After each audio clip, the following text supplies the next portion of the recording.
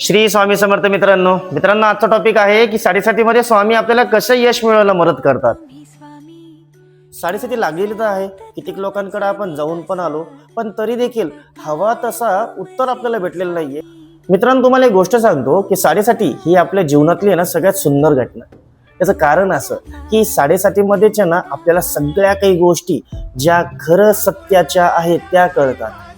आणि साडेसातीमध्ये असलेला माणूस हा नेहमी सांगेल तुम्हाला की माझ्यावरती खूप दुःख आहे, दुःखाचं डोंगर कोसळलेलं आहे, आतापर्यंत मी जे जे काही केलेलं आहे एकतर की ते सगळ्या काही गोष्टी उलट्या झालेल्या आहेत, सगळ्या काही गोष्टी उलट्या चालतायत आणि मी या गोष्टीला फार परेशान झालेलो आहे. मित्रांनो, तुम्हाला एक गोष्ट सांगतो, साडेसाती ही नेहमी आपल्या कर्मावरती डिपेंड असते आणि आपले कर्म जेवढे चांगले त्या हिशोबानेच आपल्याला सर्व काही प्रश्नांची उत्तरं भेटतात. जर कर्म चुकीचे असतील तर चुकीच्या पद्धतीने तुम्हाला सगळं काही ट्रीट केलं जाईल आणि जर कर्म चांगले असतील तर सर्व काही गोष्टी तुम्हाला चांगल्याच भेटतील. याच्यावरती जर बघितलं गेलं की याच्यावरती मात जर मिळवायचा असेल तर कसा मिळवायचा, हे बघा मित्रांनो, प्रत्येक गोष्टीला जर घडवण्यासाठी जर काही लागत असेल तर त्याला तो टाक्याचा घाव सहन करावा लागतो. मूर्ती घडवताना पण आहे ना, जर त्या दगडानं टाक्याचा घाव जर सहन केला तर त्याच उद्या जाऊन पूजन होतं. तसंच माणसाच्या आयुष्यामध्ये पण आहे, माणसाच्या आयुष्यामध्ये जेवढे काही अडचणी येतात, जेवढे काही दुःख येतात ते त्याला शिकवण्यासाठी असतात. मित्रांनो, एक गोष्ट लक्षात ठेवा की याच्यावरती आहे ना स्वामींचं एक सुंदर पद्धतीचं एक उत्तर होतं की स्वामी म्हणतात की तू जर समजा माझी भक्ती करतोयस, तू जर माझं नामस्मरण करतोय आणि तुझ्या पाठीशी तुझा गुरु जर उभा असेल तर कुठलेही ग्रह तुला त्रास देऊ शकत नाही. पण तर देखील मित्रांनो, मी एक गोष्ट सांगतो, माझी साडेसाती होऊन गेल्याच्या नंतर पण मला भरपूर काही त्रास सहन झाला. मी सहन केला तो त्रास आणि तो त्रास सहन केल्याच्या नंतर आहे ना मी दरवेळेस म्हणायचो की यार शनिदेव, एवढं काय तुमचं आणि माझा असा वाद होता की त्याच्यानुसार तुम्ही मला एवढं दुःख दिलं. पण ज्या दिवशी मित्रांनो ती साडेसाती संपली त्या दिवशी मला एक गोष्ट कळाली की माझा कोण आहे, परखा कोण आहे. ज्याला मी आपलं समजायचो तोच परखा असायचा आणि ज्याला मी परखा समजायचो तोच माझा होता. मित्रांनो, साडेसातीचं आहे ना एक वैशिष्ट्य म्हणजे असं की लोकांच्या सर्व काही खरे चेहरे तुमच्या समोर आणून देणे आणि लोक तुमच्यासाठी कसं वागतात, काय करतात, एंड ऑफ द डे फक्त आणि फक्त देवच आपल्या सोबत आहे, ही भावना जोपर्यंत तुमच्या निर्माण होत नाही तोपर्यंत त्या साडेसातीचा अर्थ तुम्हाला कळू शकत नाही. मी त्या शनिदेवांना खूप खूप आभार मानतो, मी त्यांचे खूप खूप आभार त्या शनिदेवांचे की त्यांनी मला स्वामींसोबत माझी भेट घालून दिली. मी रोज त्यांचे आभार मानतो, रोज आभार मानतो. मित्रांनो, काय असतं, अवघड परिस्थितीतूनच ना एखादी सुंदर घटना निर्माण होती. अंधाराची रात्र गेल्याच्या नंतर पण दगदगता सूर्य जेव्हा आकाशामध्ये येतो त्याची व्हॅल्यू तेव्हाच कळते जेव्हा तिने अंधाराची रात्र सहन केलेली असते. ही अंधाराची रात्र म्हणजेच फक्त आणि फक्त साडेसाती. आता याच्यावरती जर तुम्हाला यश मिळवायचं असेल तर माझा एक प्रत्यक्ष अनुभव तुम्हाला सांगतो. मित्रांनो, काय असतं की प्रत्येक घटनेवरती आहे ना एक सोल्युशन असतं. चुकीची घटना जरी घडली, चांगली घटना जरी घडली, त्याच्यामध्ये एक सोल्युशन असतं. ते सोल्युशन म्हणजे देवाचं नामस्मरण, देवाची भक्ती. तुम्ही जितकं काही देवाची भक्ती कराल ती तेवढी तुमच्या जगण्याच्या मार्गावरती तुम्हाला ती कामात येईल.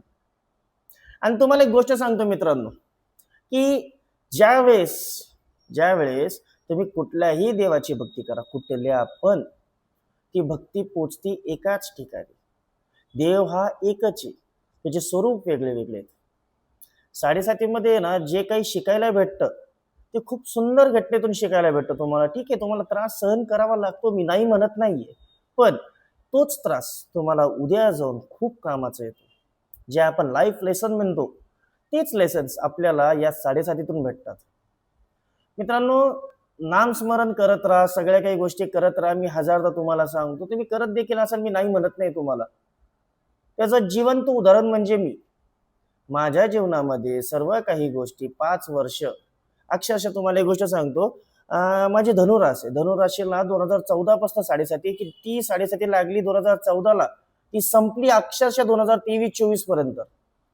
त्याच्यानंतर देखील इतका त्रास सहन करावा लागला. एवढ्या वर्षामध्ये प्रगती शून्य, सर्व काही गोष्टी शून्य, तरी देखील हार मानली नाही, चलत राहिलो. सगळ्या काही गोष्टींना फेस करत राहिलो. पण मित्रांनो, एक गोष्ट सांगतो, ज्या दिवशी जानेवारी महिन्यामध्ये मी स्वामींची भक्ती करायला लागलो, त्या दिवशी मला सर्व काही गोष्टी कळाल्या की हे जीवन खूप सुंदर आहे. जर समजा तुम्ही योग्य मार्गावरती जर समजा चलत असाल, हे जीवन खूप सुंदर आहे. देव द्यायला बसलाय तुम्हाला, तुम्हाला काय लागतंय ते मागू शकता तुम्ही, काय लागतंय ते. पण मित्रांनो, एक गोष्ट सांगतो, आपल्यापैकी ना भरपूर तरी जण असं हे करतात की देवा, मी तुला माझी साडेसातीतून माझं असं असं हे कर, मला असं असं मिळू दे, मी तुला हे हे देईल. ही जी भावना आहे ना मित्रांनो, ही भावना चुकीची आहे.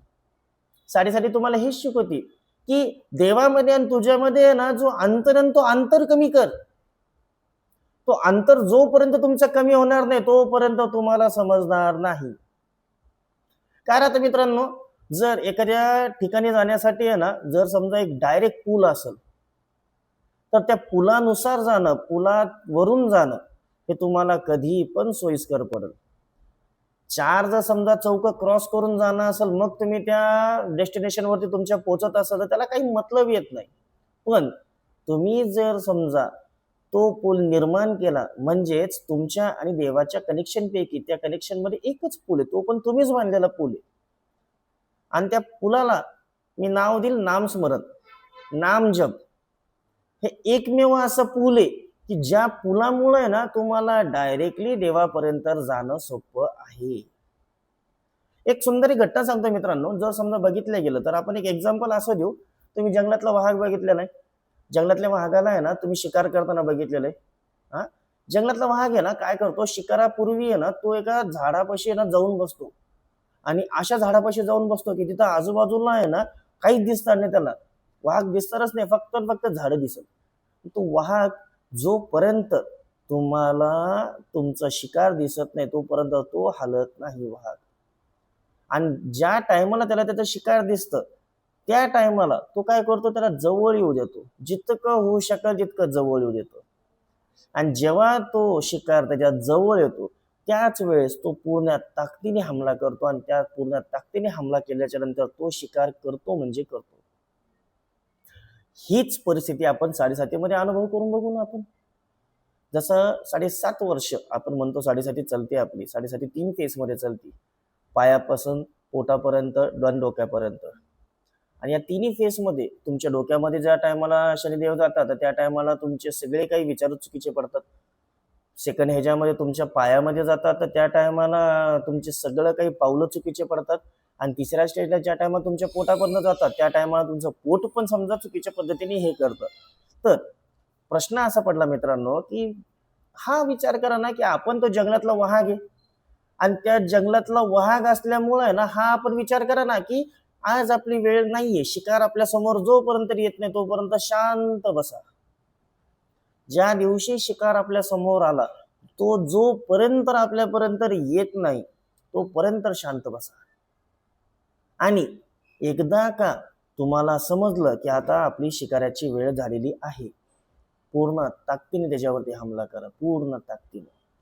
तोपर्यंत शांत बसा, फक्त आणि फक्त देवाचं नामस्मरण करा. तुम्ही अनुभव तर करून बघा. माझ्या एका अनुभवावरनं तुम्हाला सांगतो, तुमच्या जीवनामध्ये परिवर्तन व्हायला सुरुवात होणार म्हणजे होणार, त्याची गॅरंटी माझी. मित्रांनो, मी तुम्हाला कुठल्याही प्रकारचं तंत्र मंत्र वगैरे काहीच सांगणार नाहीये. माझी इच्छा फक्त एवढीच आहे की स्वामी मार्गावरती लागल्याच्या नंतर आहे ना सिंपल पद्धतीनं तुम्ही स्वामींच्या जवळ कसं पोहोचाल. सिंपल पद्धतीनं तुम्ही स्वामींच्या जवळ पोहोचल्याच्या नंतर तुम्हाला त्याची गोडी कशी निर्माण होईल, एकदा गोडी निर्माण तर करून बघा. एकदा निर्माण तर करून बघा. शनिदेव चुकीचे नाहीये, कर्मफलदाता आहे. आणि कर्मफलदाता आहे ना कधीच चुकीचं नाही करणार. ते त्यांच्या कर्माच्या समोरच्या कर्माच्या हिशोबानेच तुम्हाला सगळं काही उत्तर देतील. आणि ज्या दिवशी तुम्हाला ते उत्तर भेटत त्या दिवशी तुम्हाला कळेल की अरे यार ही किती सुंदर घटना झालेली आहे म्हणून. आणि या सुंदर घटनेमध्येच तुम्हाला सर्व काही कळेल. मित्रांनो, अनुभव करून बघा, नामजप करायला सुरुवात तर करा, तुम्हाला समजेल तुमची साडेसाती कशी संपली आणि कशी नाही. वेळ जाणं महत्वाचं आहे पण त्या वेळेमध्ये जगणं देखील अति महत्वाचं आहे. श्री स्वामी.